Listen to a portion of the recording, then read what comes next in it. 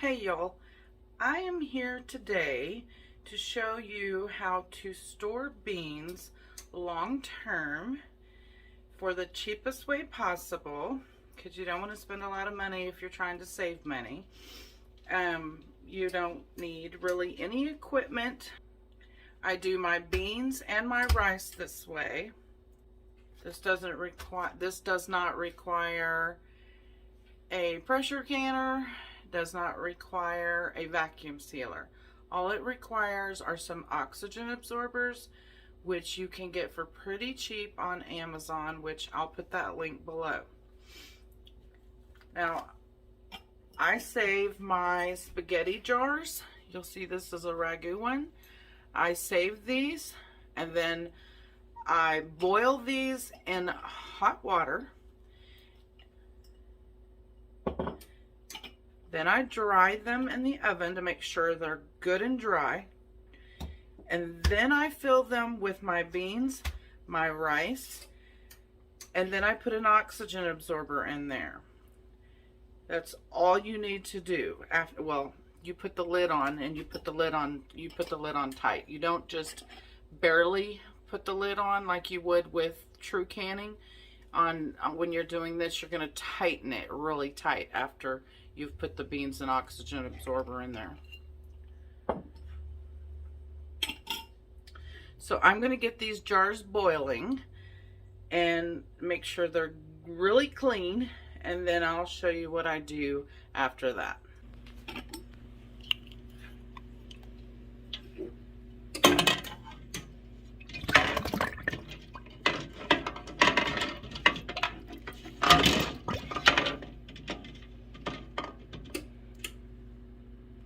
I'll let these boil. Now you're probably going to see people talk about dry canning on YouTube, where they put the rice and the beans in the jars and then they put that in the oven and they bake it for a while. And I don't agree with doing that. I don't know how safe that is.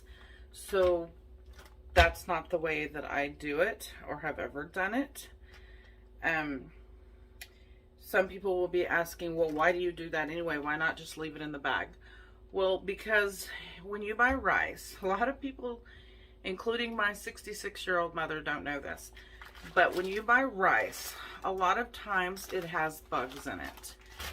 And it doesn't matter where you buy the rice, how much you spend on the rice, it's almost always the case that it has bugs in it.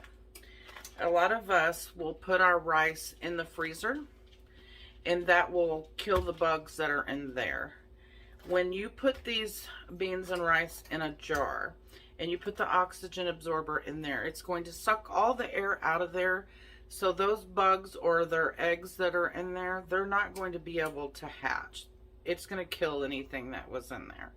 So for long-term storage purposes, this is the best way I have ever found to store dry goods, whether it's beans and rice or pasta, you know, whatever you're going to be storing for 5 years, 10 years, however long you're going to do it. Now the thing about beans is the older they get, the harder they will be. So once you were to take these beans out of your jar, 5 years from now, let's say, you're going to want to do your pre-soak with several tablespoons of baking soda. You would let them sit overnight, and then you would drain and rinse the baking soda water off of them and cook them like you normally cook dry beans. And that just makes sure that they're not too hard to cook. Because if you don't do that, what I have personally found is that they will stay hard. You can cook them for 2 days and they are still going to be hard. Trust me on this. I had some beans in 5-gallon buckets that I stored in my RV on my 40 acres in Arkansas. And I brought them home and I tried to cook them and it just was not going to happen. So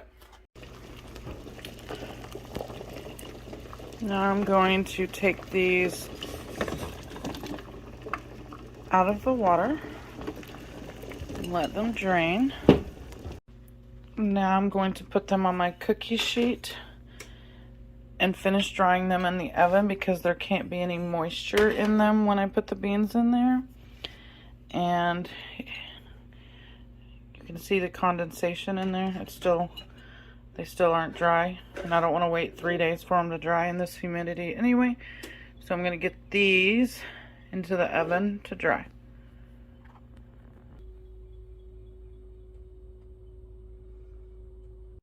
Now that they are completely dry, I'm going to put them back on my towel and let them cool down to room temperature before I fill them.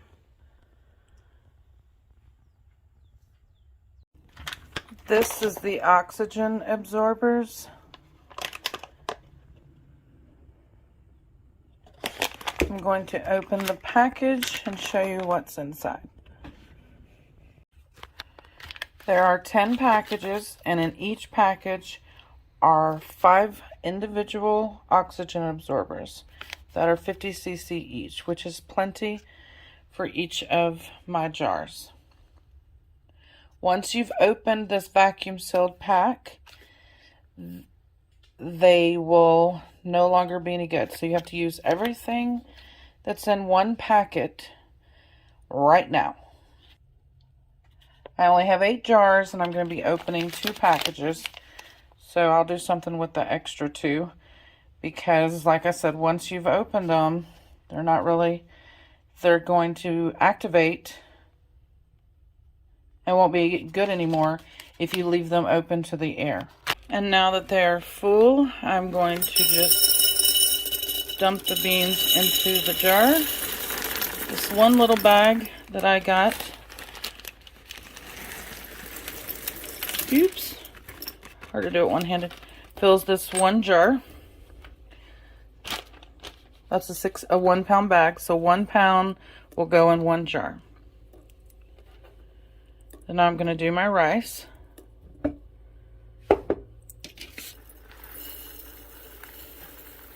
My funnel for my canning jars does not fit on these little pasta sauce jars.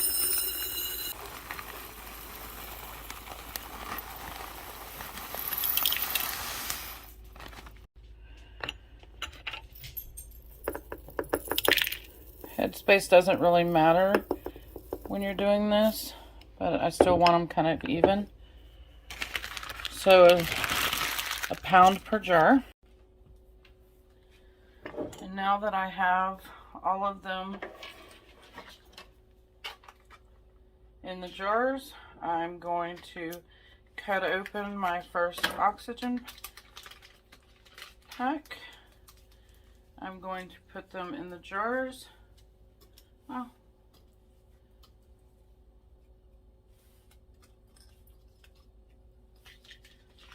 Apparently there's 10 in here.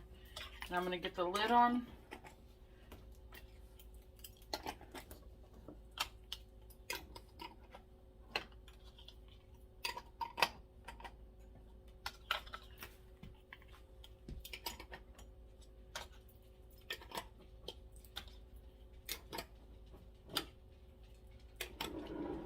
Alright, now I'm going to tighten them all.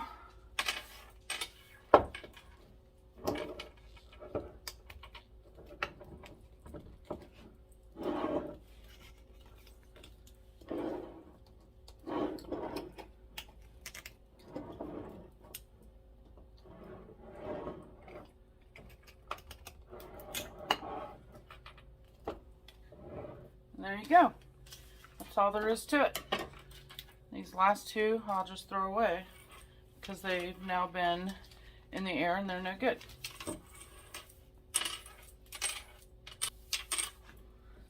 So that is how you really dry can beans and rice.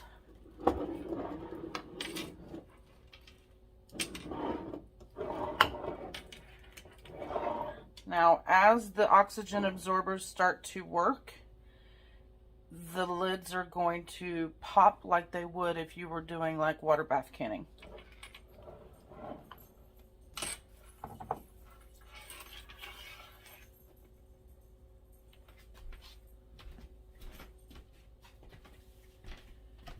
If you have any questions, let me know in the comments section. So thank you guys for watching. And if you haven't already, please subscribe and help Tommy and I get to 1,000 subscribers.